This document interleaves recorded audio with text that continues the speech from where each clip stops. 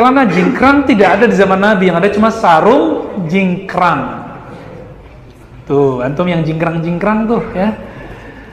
Nabi mengatakan man jarra izarahu atau saubahu. Siapa yang mengulurkan, jarra artinya mengulurkan izarnya. Apa arti izar? Izar artinya sarung. Izar artinya saub. Saub itu kain. Kain itu artinya sarung juga. Makanya ulama sepakat, kecuali Ibnu Qayyim, bahwa Nabi tidak pernah pakai celana. Nabi selalu pakai sarung tuh. Semoga tersinggung. Rasain kata samping ya. Mentang-mentang pakai apa nih? Oh, celana juga. Jadi ternyata Nabi nggak pernah pakai sarung. Namun ini kaedahnya ada. Nabi itu memakai pakaian kaumnya. Karena di kaumnya Rasulullah pakai sarung, Nabi pakai sarung. Coba kalau Nabi orang Melayu Riau, mungkin pakai celana, terus ada yang apa tuh, yang sarungnya setengah itu. Wah, itu di atas lutut malah, Pak. Bukan di bawah lutut ya, di atas lutut malah. Gimana hadisnya? Di hadisnya memang ada di riwayat Nasai ya, orang yang matahtal ka'bain finnar, yang di bawah mata kaki di neraka. Maka Syekh bin Baz mengatakan, kamu walaupun gak sombong, kalau di bawah mata kaki neraka. Tapi pendapat itu dibantah oleh ulama Yaman, ulama Azhar, ulama Suriah. Guru-guru kita rata-rata ya jingkrang, ada yang jingkrang, ada yang tidak. Bahkan Syekh Sudais itu coba lihat di Mekah, kurang salafi apa beliau? Ya, Syuraim dan beberapa masyayikh, kadang mereka manjang, kadang enggak. Jadi apa arti kelarangan untuk berpakaian yang jingkrang itu? Ternyata Nabi mengatakan khuyala. Saya sudah jelaskan berkali-kalinya. Nabi SAW dalam Kitabul Libas, bab pakaian di Sahih Bukhari, hadis pertama, Imam Bukhari meriwayatkan dari Abu Bakrah radhiyallahu taala anhu. Beliau keluar dari rumahnya, yajurru saubahu, sarungnya di bawah mata kaki. Saat itu terjadi kusuf, matahari gerhana, lalu beliau langsung sholat dan sarungnya di bawah mata kaki. Diterima nggak sholatnya? Terima nggak? Serius? Kata Ustadz antum nggak diterima. Yang nggak diterima itu yang khuyala, yang dia berkhayal lagi sholat. Sekarang yang berkhayal bukan yang di bawah mata kaki, yang jingkrang-jingkrang mungkin yang berkhayal. Gua nih pengikut sunnah nih ya. Terbayang begitu nggak lagi sholat? Kalau iya, sholatnya nggak diterima. Karena dalam sholat kita nggak boleh memikirkan diri, kita harus kemudian tawajjuh ilallah. Inni wajjahtu wajhiya, aku hadapkan wajahku kepada Allah. Malah mikirin sarung sama celana. Ya, jadi nggak boleh. Jadi silakan yang jingkrang amalkan hadis Ibnu Umar. Silakan yang di atas, ya, yang di bawah mata kaki amalkan hadis Abu Bakrah dan Abu Bakar.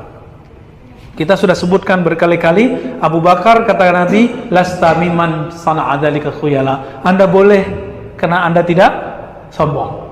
Hadis Bukhari. Baik, tentang masalah isbal. Jadi begini. Isbal di sini kalau yang dimaksud kaitannya dengan sholat, karena waktu itu pas di kerakitan tuh pertanyaannya terkait dengan sholat. Itu yang bertanya jenengan juga begini? Bukan? Ya. Jadi kalau terkait dengan sholat, memang ada dalil. La yaqbalullahu sholata rajulin musbilin. Allah tidak menerima sholatnya seorang laki-laki yang musbil, yang isbal. Sayangnya hadis ini didoifkan oleh Al-Albani. Jadi hadisnya doif, yang mengatakan Allah tidak menerima sholatnya orang yang isbal. Tetapi hadis yang sahih adalah hadis yang menyebutkan larangan isbal. Itu memang hadisnya sahih. Tetapi para ulama di dalam memahami hadis larangan isbal, contohnya misalnya pandangan yang pertama seperti yang disampaikan oleh Imam An-Nawawi, itu isbal itu hukumnya kalau karena sombong dengan karena tidak sombong itu berbeda. Jadi kalau karena sombong itu hukumnya haram. Jadi kalau isbal karena sombong hukumnya haram. Berdasarkan dalil la yangdurullah, Allah Subhanahu wa taala tidak melihat ila man jarra izarahu batara, kepada orang yang menjulurkan kainnya dengan sombong, sehingga ini hukumnya haram. Tetapi kalau tidak karena sombong, menurut Imam An-Nawawi hukumnya makruh. Jadi Imam An-Nawawi menyebutkan kalau karena sombong haram, kalau tidak karena sombong makruh. Berbeda dengan ulama Timur Tengah seperti Syekh Shalih Ibnu Utsaimin misalnya. Syekh Shalih Utsaimin itu berpendapat bahwa isbal itu haram secara mutlak. Kemudian pandangan yang ketiga itu adalah pandangan yang dikemukakan oleh sahabat Ibnu Mas'ud. Sahabat Ibnu Mas'ud itu sahabat yang kakinya kecil sebagian. Maka sahabat Ibnu Mas'ud itu pakaiannya isbal. Ada hajat, ada kebutuhan. Pripun? Menutupi kekurangannya. Ya, untuk menutupi kekurangannya. Maka disinilah para ulama berdasarkan kepada pernyataan sahabat Ibnu Mas'ud, kalau ada hajat, ada kebutuhan, isbal itu boleh. Sehingga memang pendapat terkait isbal ini bukan pendapat tunggal, tapi pendapatnya beragam. Maka Bapak Ibu, ketika kita menyikapi pandangan yang beragam seperti ini, kita perlu berlapang dada. Sementara kalau Muhammadiyah sendiri menggunakan pandangan al-hukmu yaduru ma'illatihi, suatu hukum berjalan sesuai dengan illahnya. Illahnya apa waktu itu? Karena sombong. Maka kalau tidak karena sombong, tidak apa-apa. Itu kalau pandangan Muhammadiyah. Baik, jadi intinya dalam hal ini terkait masalah isbal itu pandangannya beragam. Tadi yang pertama Imam Nawawi bagaimana? Lali. Ya. Kalau karena sombong haram. Kalau tidak karena sombong makruh. Yang kedua, pandangan ulama Timur Tengah seperti Syekh Utsaimin, haram secara mutlak. Pripun?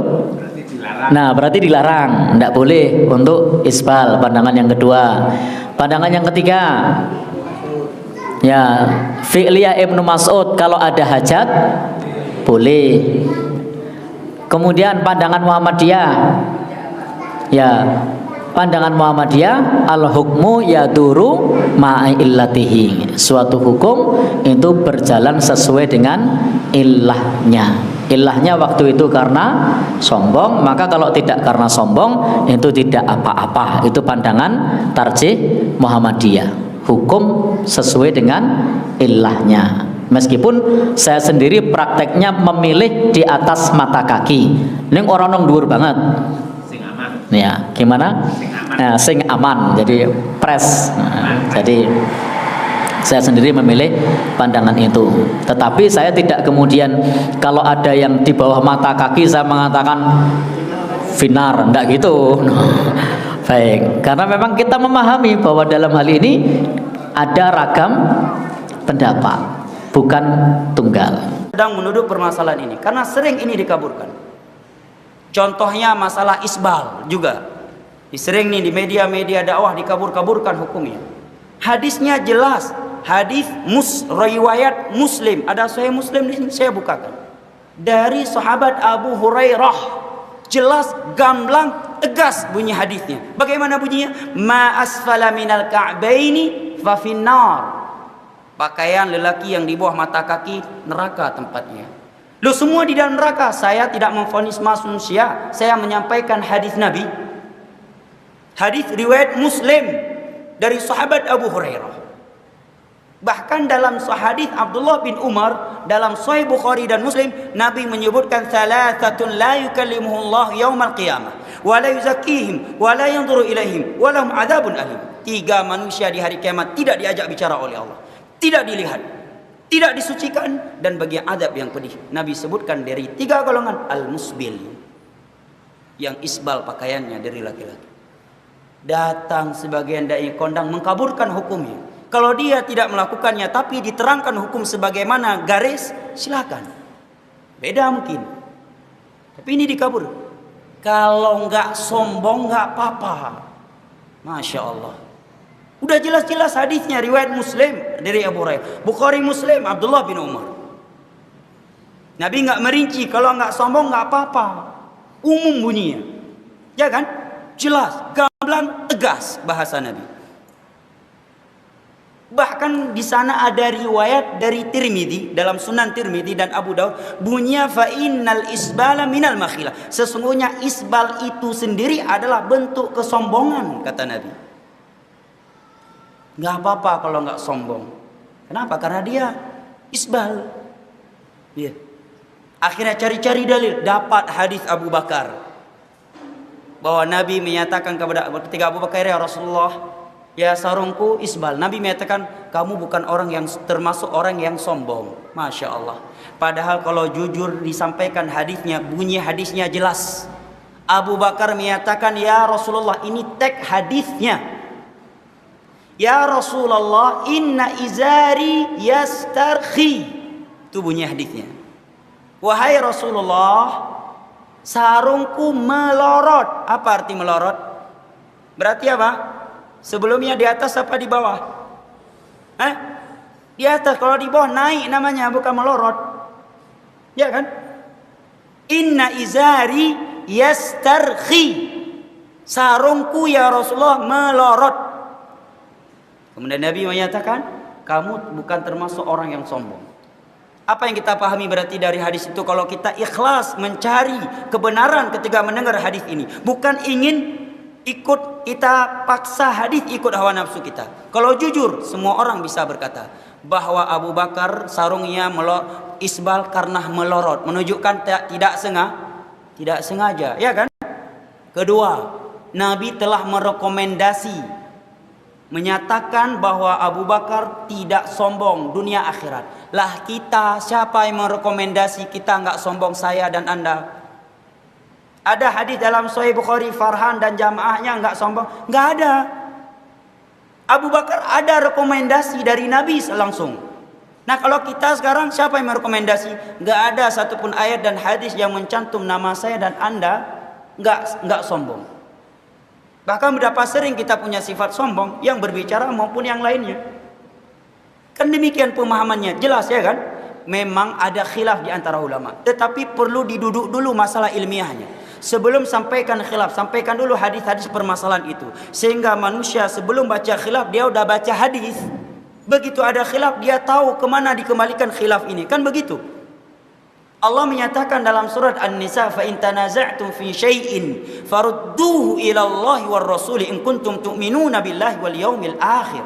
Dzalika khairun wa ahsanu ta'wila. Apabila kalian berselisih dalam sebuah perkara, kembalikan kepada Al-Quran, kembalikan kepada Rasulullah hadisnya. Jika kalian adalah orang-orang yang beriman kepada Allah hari akhir, yang demikian itu adalah jalan keluar terbaik. Memang kalau kita bahas bab isbal dalam fikih, para ulama perlu didudukkan dulu permasalahan. Mereka sepakat no isbal itu yang terbaik. Jelas? Yang kedua, mereka sepakat kalau isbal dengan tujuan sombong, gaya, mereka sepakat haram. Yang ketiga nih yang baru khilaf, kalau nggak ada sombong. 3 pendapat dalam masalah yang ketiga ini. Pertama menyatakan mubah, yang kedua menyatakan makruh jumhur, pendapat mayoritas ulama. Yang ketiga berpendapat haram. Di antara yang mengharamkan Ibnu Hajar Al-Asqalani, ulama Syafi'i. Jelas ya? Jadi dudukkan dulu masalah. Baiklah, masalah nggak usah bahas wajib haramnya. Mana yang terbaik? Mana yang terbaik? No isbal.